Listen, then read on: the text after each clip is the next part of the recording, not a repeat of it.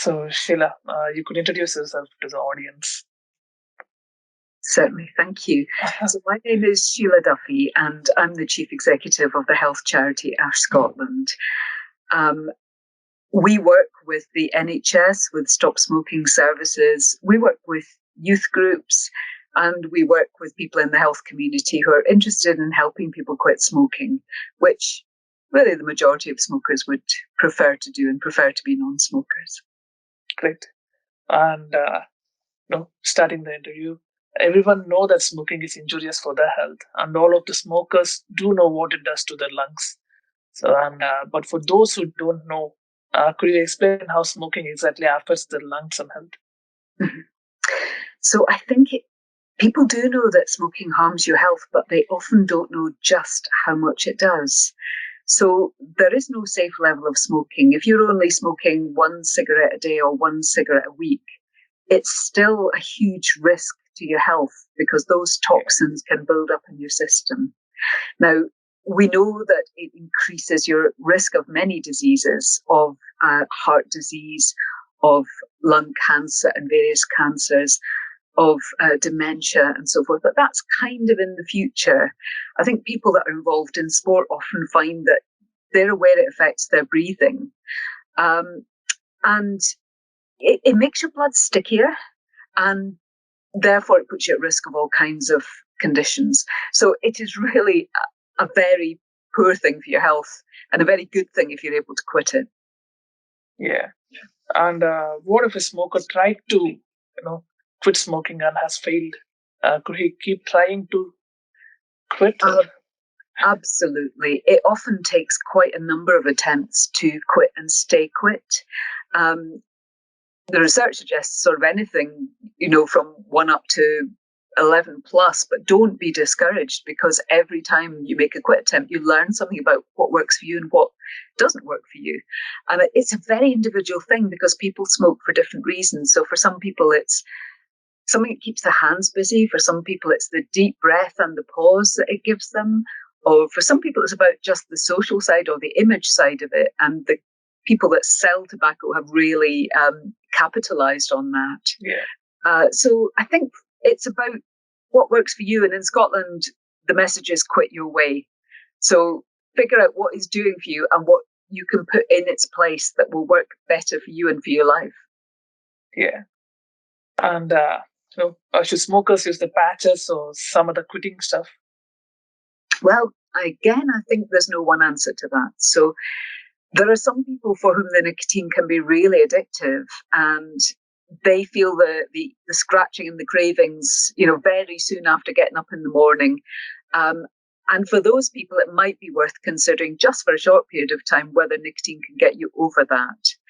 Not everyone needs it. And some people that quit find, it wasn't the issue they thought it was going to be. And they were able to quit because they wanted to do it. They were ready to do it. And it was the right time for them. So I'd say if you need the nicotine patches or gum or whatever, then, by all means use it. But see what works for you. See if you need it. See if it works for you. There's Stop Smoking Services. You can phone the National Quit Line. And, not everything works for everyone. And I think part of it is about just knowing why you want to quit and keeping that in mind, because that'll carry you through. Yeah. And will cutting down on cigarettes help them to quit? In the short term, sometimes people cut down and it does help them to quit. Long term, it's hard to maintain. You tend to find it creeps up again. So I think it's more about changing your routine. So if you always have a cigarette at a certain point in your day, is there something else you can do? And it's about what it does in your life. So for a lot of people, they find that taking exercise, if they're wanting a cigarette, will help, or having a healthy snack, a bit of fruit or some nuts or whatever, will help. For some people, it feels like it relieves stress, but actually the research says it doesn't. And people that have never smoked or people that have quit smoking successfully have better well-being than people that are still smoking. So if that's you, then you might find that breathing, being still and meditating, or some kind of relaxation exercise works better for you. Yeah. back when I was 18, I actually used to smoke for a few months, and then I got into bodybuilding, and that motivated me to stop smoking. So I thought it won't really help for me to build good body if I keep smoking. So that motivated me to stop. And I mean, everyone do need such kind of motivation. They need some, they need a proper vision. Yeah, I think so. And there's different things that motivate different people. So for some people, it's, the people around them and they want to protect them from breathing tobacco smoke. And that includes pets. I mean, there's research on long-nosed dogs having more health risks from breathing tobacco smoke. Um, for some people, it is that fitness. It's just knowing that it's full of carbon monoxide and it binds to your blood in place of oxygen, and you're just not going to be able to attain super levels of fitness if you're smoking in the same way as you could if you weren't. And then for some people, it's the money, because it is really a drain on your resources, a drain on your finances. And an average smoker in this country is going to be spending about £250 a month, more than £3,000 in a year if you add it up. And that can be a big motivation for some people. And some people put the money aside that they would have spent buying cigarettes. So that can reinforce, if you're trying to cut down to quit, that can reinforce that habit. yeah. Could save a lot of money quitting cigarettes. And some really nasty multinational corporations behind them and behind the image making around them.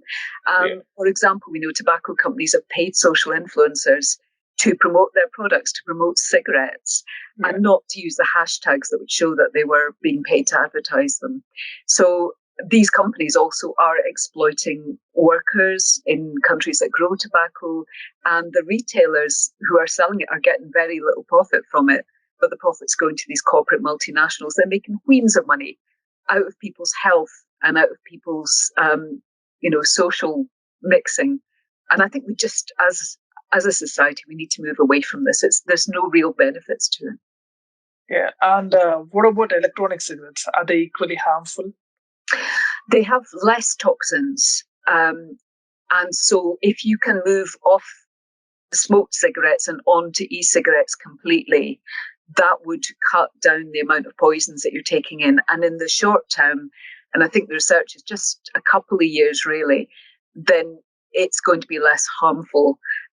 We don't have good long-term research, and there are different things in e-cigarettes than there are in cigarettes. So what I would say is, if you can use them completely instead of tobacco, that's great. If you're using them as well as tobacco, that's probably not so great, because you're probably getting even more toxins and not really cutting your health risks, because tobacco is so harmful.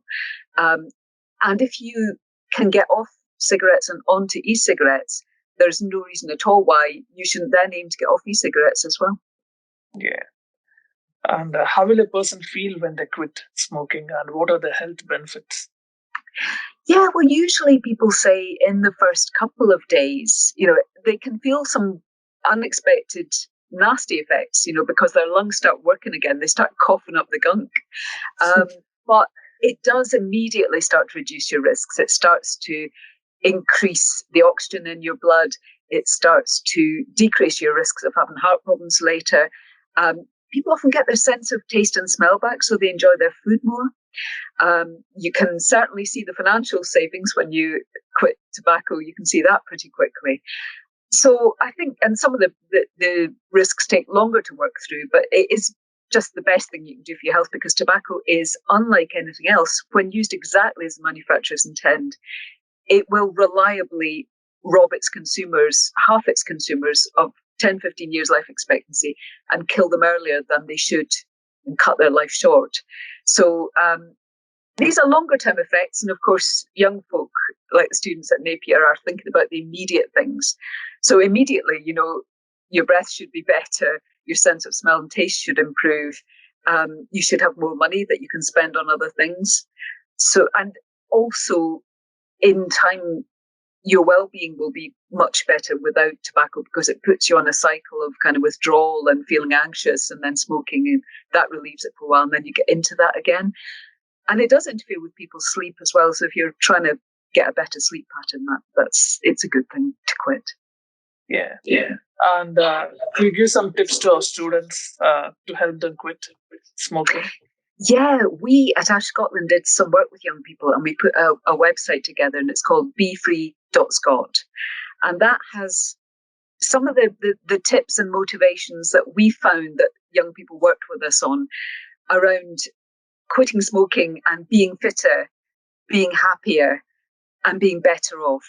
And it gives you some ideas that have come from people's experience, that have come from people's attempts to quit, about what works and why it's worth doing. So I'd encourage you to have a look at BeFree.Scot. I'd encourage you, if your friends are trying to quit smoking, do what you can to support them and avoid smoking around them. If you are a smoker who wants to quit, get some advice. Have a look at Be Free.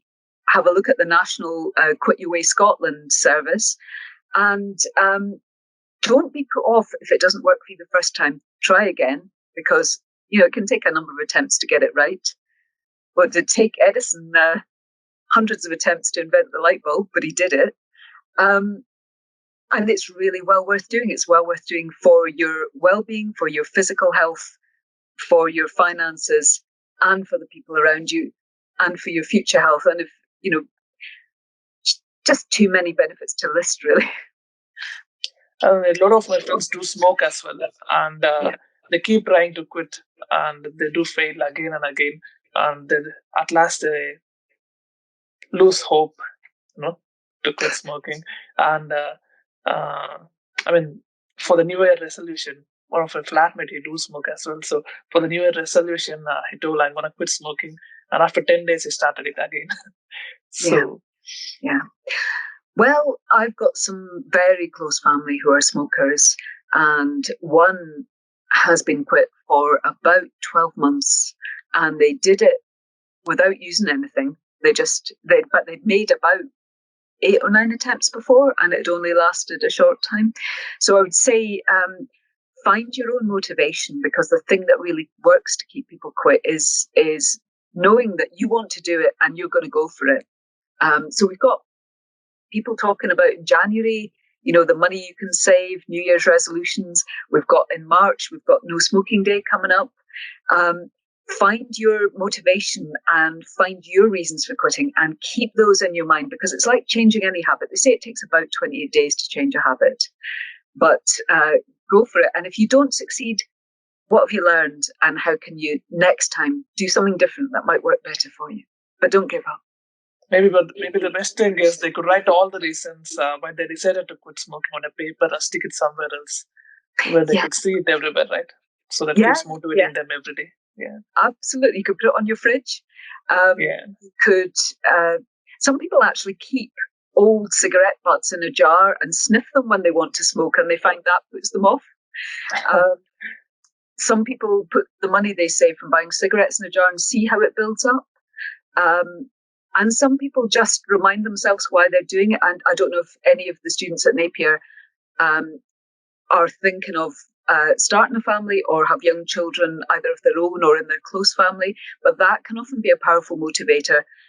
And also, what example am I setting to the next generation? So I think when people are coming into university and college as well and leaving home, it's a time when they're maybe finding their identity and what that means. So I would say, if you're a smoker, even if you're not ready or able to quit at this point, there's still a lot of good things you can do by keeping tobacco smoke away from people. And not, a lot of smokers regret starting. So try and help people who are quitting, and try and help people not to get started if they're leaving their home environment and it's all new, because it can be physically addictive for some people. It can become a real habit and a crutch for other people, but ultimately it doesn't help. It doesn't help your stress, your well-being, your finances, or your health. And so it is well worth quitting. Yeah. So that's the end of the interview, and I think a lot of students would find this really helpful, and I hope a few of our students would stop smoking as well. Well, thank you. And to any student listening to this, good luck, and don't give up, because it can take time to succeed. But if you think back in your life, I'm sure you've achieved other things, and it's taken a few goes at it, and you can get there, and it will be worth it, and it'll be worth it for the rest of your life.